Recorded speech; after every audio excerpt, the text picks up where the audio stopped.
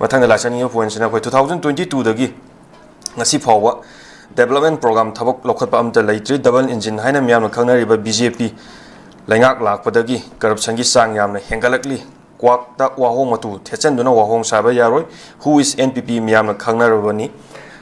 MPCꯒꯤ president ꯀꯦꯁꯥ ꯉꯔꯥꯡ ꯑꯁꯤ ꯑꯩꯈꯣꯏꯒꯤ ꯄ꯭ꯔꯦꯁ ꯀꯟꯐꯔꯦꯟꯁ ꯑꯃꯗ ꯑꯁꯨꯝꯅ ꯐꯣꯡꯗꯣꯛꯄꯤꯔꯛꯈꯤꯕ ꯀꯔꯞꯁꯟꯒꯤ ꯆꯥꯡ ꯌꯥꯝꯅ ꯍꯦꯟꯒꯠꯂꯛꯂꯦ ꯗꯕꯜ ꯏꯟꯖꯤꯟ ꯂꯥꯛꯄꯗꯒꯤ ꯑꯃꯗꯤ ꯑꯩꯈꯣꯏ ꯉꯁꯤ ꯐꯥꯎꯕ 2022ꯒꯤ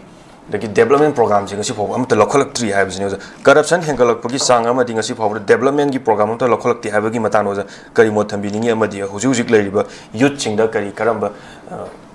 ꯁꯤꯒꯤ ꯅꯣꯂꯦꯖ ꯊꯝꯕꯤꯅꯤꯡꯉꯤ ꯑꯣꯖꯥ ꯄꯣꯂꯤꯇꯤꯛꯁꯀꯤ ꯑꯣꯏꯕ ꯄꯣꯂꯤꯇꯤꯀꯦꯜ ꯑꯣꯏꯕ ꯗꯥꯏꯂꯣꯒꯁꯤꯡꯁꯤ ꯇꯁꯦꯡꯅ ꯍꯥꯏꯒ꯭ꯔꯦ ꯑꯩꯈꯣꯏꯗꯤ ꯇꯥꯅꯤꯡꯗꯕ ꯐꯥꯎꯏꯗ ꯇꯁꯦꯡꯅ BJP ꯍꯥꯏꯒꯦꯔꯥ ꯀꯣꯡꯒ꯭ꯔꯦꯁ ꯍꯥꯏꯒꯦꯔꯥ ꯑꯃ ꯍꯥꯏꯒꯦꯔꯥ ꯃꯣꯏꯅ ꯉꯥꯡꯅꯔꯤꯕ ꯄꯣꯠ ꯃꯌꯥꯝꯁꯤ ꯍꯧꯖꯤꯛ ꯃꯇꯝ ꯅꯠꯇꯦ ꯚꯣꯠꯀꯤ ꯀꯦꯝꯄꯦꯟ ꯇꯧꯕ ꯃꯥꯟꯕ ꯄꯣꯠ ꯉꯥꯛꯇꯅꯤ ꯃꯣꯏꯅ ꯍꯧꯖꯤꯛ ꯆꯠꯊꯔꯛꯏꯕ ꯄꯣꯠ ꯃꯌꯥꯝꯁꯦ ꯏꯚꯟ ꯑꯩꯈꯣꯏꯅ ꯇꯁꯦꯡꯅ BJPꯒꯤ ꯁꯄꯣꯔꯠ ꯅꯠꯇ꯭ꯔꯒ ꯀꯣꯡꯒ꯭ꯔꯦꯁꯀꯤ ꯑꯦꯒꯦꯟꯁꯀꯤ ꯋꯥ ꯅꯠꯇꯅ ꯇꯁꯦꯡꯅ ꯍꯥꯏꯔꯒꯗꯤ ꯉꯁꯤ ꯂꯩꯕꯥꯛꯁꯤꯗ ꯏꯔꯥꯡ ꯊꯣꯛꯏ ꯄꯣꯠꯁꯤꯗꯤ ꯃꯅꯤꯄꯨꯔꯗ ꯂꯤꯁꯥꯡꯁꯤꯡꯅ ꯄꯥꯜꯂꯛꯄ ꯀꯣꯡꯒ꯭ꯔꯦꯁꯀꯤ ꯈꯨꯗꯣꯜ ꯌꯥꯝ ꯌꯥꯎꯔꯤꯑꯅ ꯑꯩꯈꯣꯏ ꯑꯗꯨꯝ ꯊꯝꯅꯤꯡꯉꯦꯕ ꯑꯦꯅꯤ ꯀꯨꯀꯤ ꯇ꯭ꯔꯥꯏꯕ ꯆꯟꯁꯤꯜꯂꯛꯄꯒꯤ ꯃꯇꯥꯡ ꯑꯗꯒꯤ ꯁꯨ ꯁꯥꯏꯟ ꯇꯧꯔꯝꯕꯒꯤ ꯃꯇꯥꯡ ꯑꯦꯒ꯭ꯔꯤꯃꯦꯟꯠ ꯄꯤꯊꯣꯛꯑꯝꯕꯒꯤ ꯈꯨꯌꯦꯛ ꯄꯤꯊꯣꯛꯑꯝꯕꯒꯤ ꯃꯇꯥꯡ ꯌꯥꯏ ꯌꯥꯗꯦ ꯅꯣꯇꯤꯐꯤꯀꯦꯁꯟ ꯇꯧꯔꯝꯕ ꯑꯗꯨꯝꯕ ꯃꯌꯥꯝ ꯑꯃ ꯂꯩ ꯑꯗꯣ ꯑꯩꯈꯣꯏ ꯁꯨꯝ ꯍꯥꯏꯔꯨꯔꯦ ꯃꯥꯗꯤ BJPꯅꯤ ꯍꯥꯏꯔꯛꯀꯅꯤ ꯀꯥꯟꯅꯗꯕ ꯋꯥꯅꯤ ꯀꯥꯟꯗꯦꯕ ꯑꯗꯨꯅ it is the responsibility of the intellectual to speak the truth and expose lies ꯍꯥꯏꯕ ꯄꯣꯠꯁꯦ ꯄꯣꯂꯤꯇꯤꯁꯤꯌꯟꯁꯤꯡꯗꯗꯤ ꯐꯪꯉꯣꯏ ꯑꯗꯨꯅ intellectualꯁꯤꯡꯅ ꯍꯥꯏꯔꯤꯕ ꯄꯣꯠ ꯃꯌꯥꯝꯁꯦ ꯗꯤꯞꯂꯤ ꯑꯦꯅꯥꯂꯥꯏꯖ ꯇꯧꯔꯀꯥꯟꯗ BJPꯒꯤ ꯃꯇꯝꯗ ꯀꯔꯤ ꯇꯧꯏ ꯀꯣꯡꯒ꯭ꯔꯦꯁ ꯃꯇꯝꯗ ꯀꯔꯤ ꯇꯧꯏ ꯃꯈꯣꯏ ꯑꯅꯤꯃꯛꯁꯤ ꯂꯧꯈꯠꯄ ꯌꯥꯔꯔꯣꯏꯗ꯭ꯔꯥ ꯌꯥꯒꯗ꯭ꯔꯥ ꯍꯧꯖꯤꯛ ꯑꯩꯈꯣꯏ ꯀꯔꯤ ꯇꯧꯕ ꯃꯊꯧ ꯇꯥꯏ ꯀ ꯍꯥꯏꯕꯁꯤ intellectual circle think tank ꯂꯩꯔꯤꯕ ꯃꯌꯥꯝꯁꯤꯅ प्रजा मियाम दौजिक्ति थोलगा मेसेज पीबा मतम यौरे अखोइना सिदा पुंगा ngang adagi अखोइना सिदा मीडिया दा नैनै पुरै नैनाबसिना सुमसुम फुं फादेना लवी अरुगा अखोइदि sense of regionalism and nationalism अरु सेंस ऑफ पेट्रियोटिज्म छि पोतछि अखोइना चिन्दा वाहि खकना लैबिदुना यारोय अखोइ इसाना मसि सेमदोकचबा सेंगत सागप मथौ तायना खल्ले अनु स्वाइसदा अखोइ तसेंगना हारगदि BJP के मतम तौद्रे कांग्रेस मतम तौइ हाइबगी पोतसिदि मांगना तारगा लैगो वाफम गातनी मदुदा अखोइना हाइरबगी थोइना मथौ तादे मखोइना ngangnaraiba tawnaiba pot mayamse matang jade madugi poto lepibana fai whether congress or BJP or aduga hojik lairiba akoigi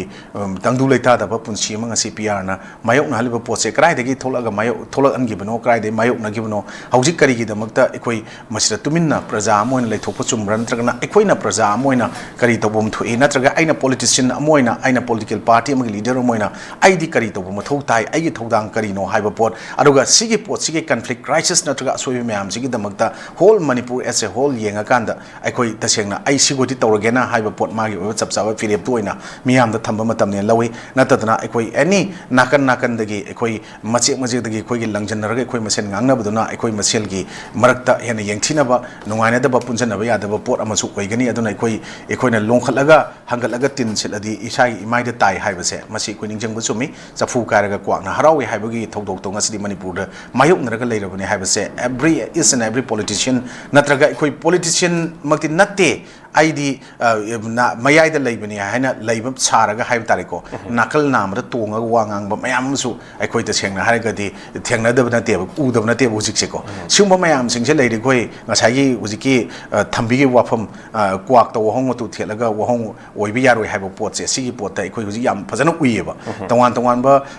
political party institution gi marum dagi kan mai khudong chaba khara phangbra madugi sing do laura kanda madugi damakta wangang bai ta tholokpa moki spokesperson da tholokpa nupi nupa mayam koina udabna te hujik se ko koina haijaning ina ngasidi lengak sasan kaithara iba manipur tangdu leita driba akoi masel ngasidi yana bagi film da laiba posi kanana thon bano hai kanda praja akoi chu yam soiba le adagi even elected mayam soide hai base praja akoina soiram dragadi makoi ju soiba ngamoy ado akoi tinaba marup mapang ni ai imung manung ni haiba targa su nanga toidu lali mana toidu sar nanga toidu lali madam nanga toidu lali na lepkhatlaga haiba ngambagi thongna am kha akoi punna lemina ba mathau tai akoina mihut khanma matamda mikhal mirep mihut haiba potse mikhal taruk matamda akoina kari to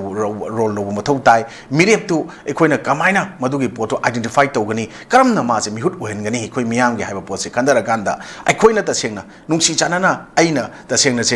rakcho ji akoina mihut oina badong da aina khona re chele rakcho mihut oina karak matamda rakcho na toiba potse rakcho toiba potse aina pamdam da rakcho na toiba potse sar ꯁꯥꯔꯅ ꯇꯧꯔꯤꯕ ꯄꯣꯠꯇꯣ ꯍꯥꯟꯅ boat ꯆꯦꯟꯃꯤꯟꯅꯔꯝꯃꯒꯁꯨ ꯑꯩ ꯊꯛꯇ ꯍꯧꯖꯤꯛ ꯑꯣꯏꯔꯕꯅꯤꯅ ꯁꯥꯔꯅ ꯇꯧꯔꯤꯕ ꯄꯣꯠꯁꯤ ꯂꯥꯜꯂꯤ ꯁꯤ ꯇꯧꯔꯒ ꯇꯧꯕꯤꯒꯅꯨ ꯁꯤ ꯁꯨꯃꯥꯏꯅ ꯇꯧꯁꯤ ꯃꯁꯤꯒꯤ ꯄꯣꯠ ꯁꯦꯝꯗꯣꯛꯃꯤꯟꯅꯕꯒꯤ ꯇꯥꯟꯖꯥ ꯂꯧꯁꯤ ꯍꯥꯏꯕꯁꯤ ꯍꯥꯏꯗꯕꯤꯗ ꯑꯩꯈꯣꯏꯅ ꯁꯤ ꯍꯧꯖꯤꯛꯇꯤ ꯍꯥꯏꯗꯅ ꯁꯦꯟꯇꯔꯒꯤ ꯂꯤꯗꯔꯁꯤꯡꯗ ꯋꯦꯗꯔ ꯀꯣꯡꯒ꯭ꯔꯦꯁ ꯑꯣꯏꯒꯦꯔꯥ ꯕꯤꯖꯦꯄꯤ ꯑꯣꯏꯒꯦꯔꯥ ꯖꯤ ꯇꯧꯕ ꯖꯤ ꯁꯔꯀꯥꯔꯅꯤꯅ ꯑꯥꯗꯒꯤ ꯑꯗꯨꯝ ꯆꯥꯕꯤ ꯊꯥꯔ ꯆꯠꯄꯅꯤ ꯑꯗꯨꯅ ꯁꯨꯃꯥꯏꯅ ꯁꯤ ꯇꯧꯕꯅꯤ ꯍꯥꯏꯕ ꯄꯣꯠꯁꯦ ꯆꯞ ꯃꯥꯟꯅꯅ ꯑꯩꯈꯣꯏ ꯃꯅꯤꯄꯨꯔꯒꯤ ꯑꯦꯂꯦꯛꯇꯦꯠ ꯃꯌꯥꯝꯁꯤꯒꯤ ꯃꯈꯥꯗ ꯃꯆꯨꯝ ꯈꯔ ꯆꯥꯅꯕ ꯆꯦꯜꯂꯤꯕ ꯀꯥꯡꯕꯨꯁꯤꯡꯁꯤꯅꯁꯨ ꯃꯈꯣꯏꯒꯤ ꯑꯦꯂꯦꯛꯇꯦꯠꯁꯤꯡꯁꯤꯒꯤ ꯃꯅꯥꯛꯇ ꯃꯈꯣꯡ ꯀꯣꯜꯂꯒ ꯃꯥꯏ ꯀꯥꯟꯅꯅꯨꯡꯅꯕ ꯈꯔ ꯐꯪꯅꯕ ꯊꯤꯀꯥ ꯐꯪꯅꯕ ꯁꯦꯜ ꯐꯪꯅꯕ ꯆꯦꯟꯕꯗ ꯖꯤꯅ ꯇꯧꯕꯗꯤ ꯃꯍꯨꯠꯇ ꯁꯥꯔ ꯃꯦꯗꯥꯝ ꯍꯥꯏꯅ ꯑꯩꯁꯦ ꯑꯗꯨ ꯑꯣꯏꯅ